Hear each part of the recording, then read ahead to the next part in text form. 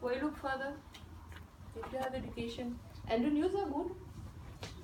Over the past decades, education has progressed relatively fast. Granted the focus was on primary education. Why? Because it was assumed, it was shown also theoretically and also practically that if the level of education increases, then this will have an impact on growth. It also has an impact on non-economic factors. And the most basic level is primary education. It was also the easiest to invest in and the easiest to find an international agreement. So the focus was on that, and overall in all regions of the world, the progress has been quite fast and quite impressive in that regard. So you could say today there are still 59 million children out of school, children of primary school age out of school. It's a lot. But it's half of what it was at the end of the 90s. The increase in the school coverage is part of the explanation. Changes in demography is the other part of the explanation. So the trend is good, and now if you look at the MDGs and if you look at the SDGs, you will find that the world is becoming very ambitious in terms of goals, education goals. It's becoming so ambitious that if you really look at the SDGs, you'll find that no country has ever reached the level of education that is targeted in these SDGs, and no country probably ever will. Because if you look at them, it means everybody, whatever their sex and whatever their origin and whatever their social economic status, will have a proper schooling from pre-primary school to higher education and further through the life. Quality education, free or at affordable price. And they will get not only the basic cognitive skills, but also the whole knowledge they need to react in every circumstance in their life. So that's a beautiful program, completely impossible to reach. But it's a target. So target doesn't mean you have to reach it, but it means you have to aim for it, right? So what could go wrong? This is what I'm going to tell you now. Because of course it's not enough to say that education is the solution to all evils, that education will take people out of poverty. We have to see how, and we have to see what are the trends nowadays that could reverse the situation. So I'm not sure, I don't know whether there are specialists of education here, but I'm pretty sure there are a number of economists, so I'm not going to tell you about the human capital. But basically, human capital, you got the mainstream theory that will tell you that investing in human capital will increase economic growth and will also be beneficial to individuals because they will get the returns to education. So individuals get richer, improve their situation, and the whole countries or the whole groups will also improve their situation. Now, François in his presentation mentioned that something changed end of the 90s and beginning of the 2000s, and that came also from Asia. That forced the world to reconsider the role of the states. And this so-called, I say so-called because I'm not taking a stand on whether it's real or not, but so-called Asian miracle, heavily discussed, was supposed to have had its roots in education. So everybody seems to agree on that education is at the roots of growth in East Asian countries, in the dragons, and the later tigers in Southeast Asia. So now, of course, these countries, especially Korea actually, are taken as models especially for Africa, which is lagging behind. In terms of region, Africa, Sub-Saharan Africa mostly, and South Asia are lagging behind, and so they are supposed to take this model. So this is not a theoretical term, it's just a complement. This endogenous growth theories add to the mainstream theories the fact that investment in human capital and human capital being approximated by education will have spillovers over the whole factors, over the output, over the whole factors of production, not only labor but also capital. And then the third argument is the non-economic effects of the development of growth, which you'll find mostly in the works of Amartya Sen, development of capabilities, and this is where you'll find the effect on fertility, the effect on health, etc. So all these explanations are non-competitive, they are complementary. And if we look at how this education is supposed to influence growth at the national level and at the individual level, let's first look at what's happening on the returns to education. I think what's been mostly striking me, especially in this the presentation about climate change, is that we seem to be reasoning ceteris paribus, meaning as if nothing changes.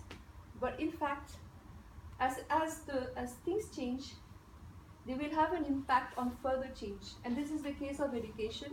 And education, it's been, I mean, there has been intensive works by economists on returns to education, on the change over time.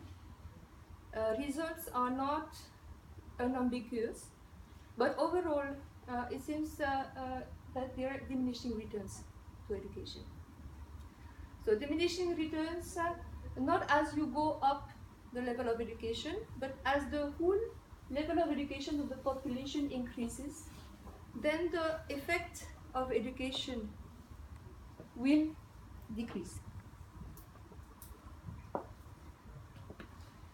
So, meaning that if education is the miracle solution, then it is going to be less and less so as education develops.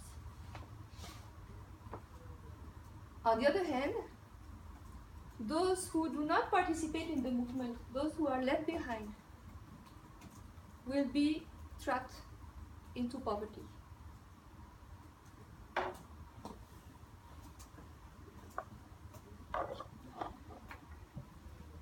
Now, this diminishing returns also have a consequence in terms of dispersion of the returns to education. The returns to education do not depend only on the level of education, they will depend also on the type and quality of education.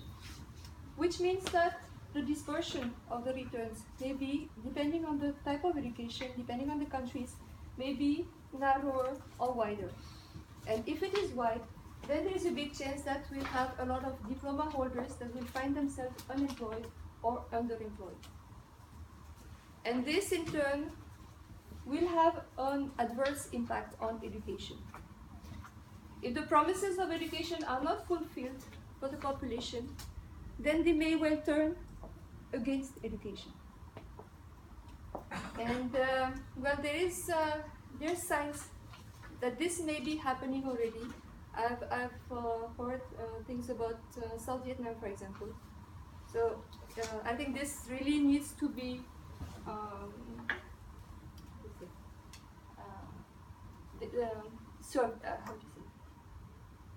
surveilled. Looked into, examined. Yeah, examined, but followed up. More followed up. Yeah. Right. Right. The second point is financing of education, because until now, the donors have not. It's obvious that they have not fulfilled their commitments. They have not given the amount of money they were supposed to give. They are not really, on the whole, willing to give much to education. If you look at the data, you'll find that education is not really a priority sector. And this is not going to happen, meaning the countries have to derive an increasing amount of finance, of own funds, to develop their education. This at a time when, given the fact that the level of education has increased, the marginal cost of education is also increasing. It is increasingly costly to put the additional children who are still not at school, to put them at school. So the needs are increasing, the level of funds is not increasing. The solution that was given by the international community was the development of the private sector. So, and it's true that over the past, especially the past 15 years, the private sector at all levels of education has been increasing very fast. And this increase has helped the governments to cope with the increase in the number of children to enroll in schools. It has also met some expectation from the parents who are searching for quality for their children's education. And the parents who don't think they will find it in the public sector are willing to pay for it, either in the private sector or even outside school, in this shadow education, this supplementary classes that will allow their children to be better positioned in the competition. And this takes us to a trend which is also occurring now, and it's the creation of a global education market. Now this market is global in the sense that it's transnational. There is mobility of students, there's also mobility of the providers. The families who have the means will choose the schools for their children, either in the country or abroad. And these families may be in poor countries or in rich countries. Meaning here the line between poor and non-poor is not between poor countries and rich countries, but between poor people and rich people.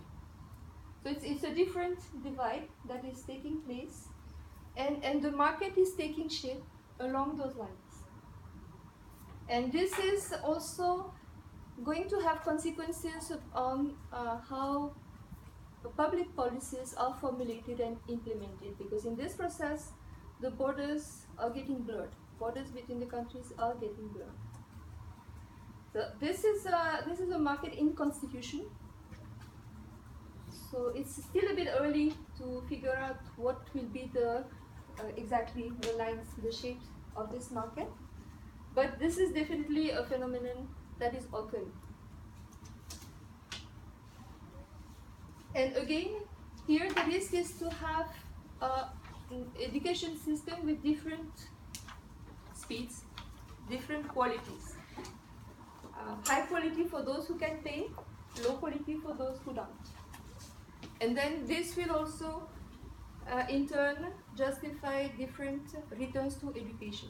If the quality of education is different, then the returns to education will also be different. So the trends on the education, in the education market, will also reflect on the labor market. And it's very important to consider the links between the two markets.